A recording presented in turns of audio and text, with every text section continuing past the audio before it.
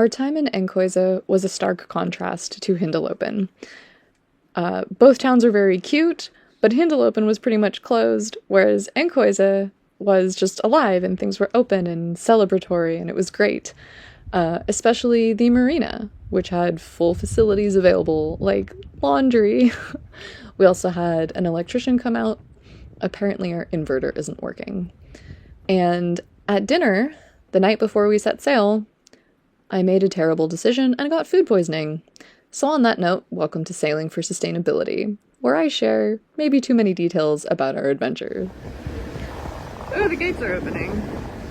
So luckily for me, we spent most of the second day of sailing going through locks and having bridges raised and all that. And there was zero wind.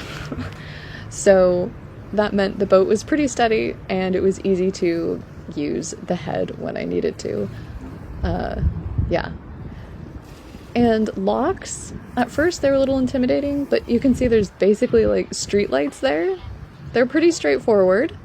Red means stop, green means go, yellow means prepare to go. And it was pretty cool to go through the rest of this lake. This was probably the clearest part, and you can see there's lots of wind turbines. The Netherlands, for those of you that don't know, is super big on wind energy.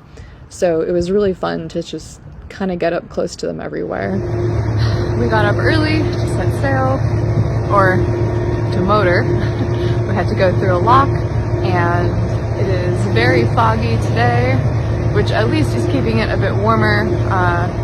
There's no wind, so we're gonna carry on with motoring because we need to get to a bridge before rush hour, because otherwise they won't let us through until rush hour ends.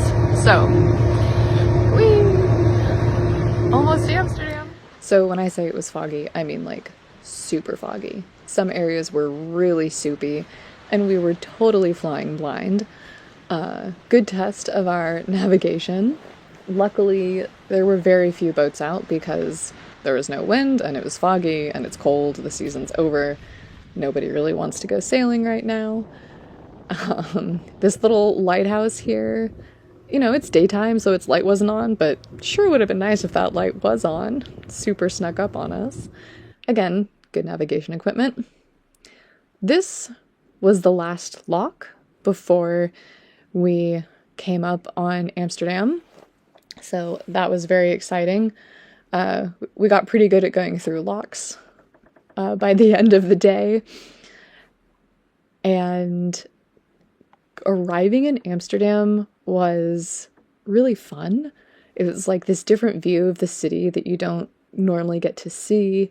It made me realize how many ferries there are across the channel. So many ferries, like lots to be careful of. And we got to the Amsterdam marina, and there's this great feeling of accomplishment when you see your boat in a new spot. You've made it. And we just made it to Amsterdam. Docked and all. It's not even 2 o'clock yet, so we made a real good time. Yeah, we're gonna chill for the rest of the day. Yay! Port number 2.